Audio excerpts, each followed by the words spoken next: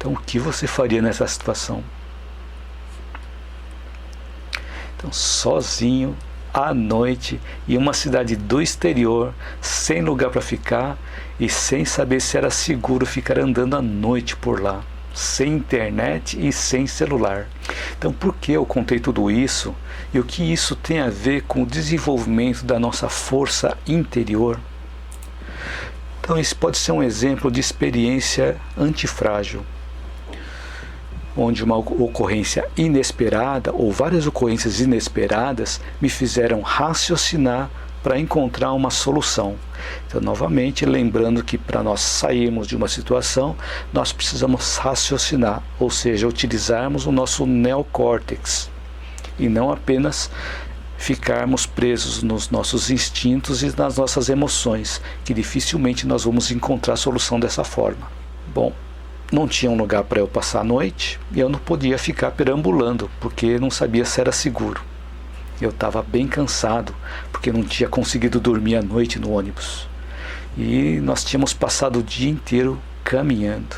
Eu não sabia qual trem tomar de volta à estação de ônibus. E a minha passagem de ônibus era só para o dia seguinte, à noite. E não sabia como funcionava também o ônibus internacional.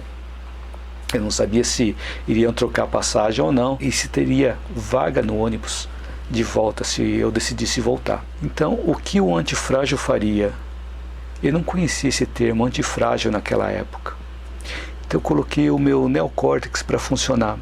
Raciocinei sobre os prós e os contras em ficar em Amsterdã, até porque eu não sabia quando eu iria conseguir voltar de novo para Amsterdã. E assim, depois de avaliar os prós e os contras, eu decidi voltar para Londres. Mas aí tinha um problema, a minha passagem de ônibus era só para o dia seguinte, à noite.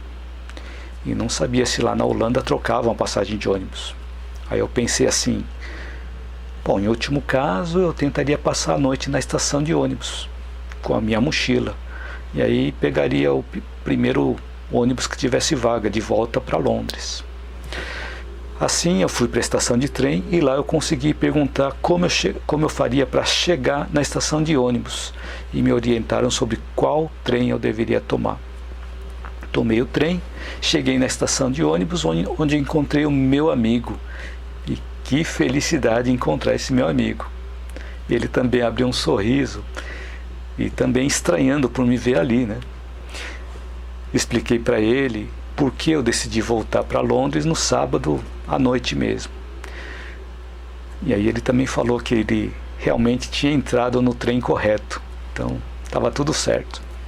Então, aí eu fui até o guichê do ônibus, consegui trocar a passagem para o mesmo horário da passagem de ônibus que o meu amigo tinha.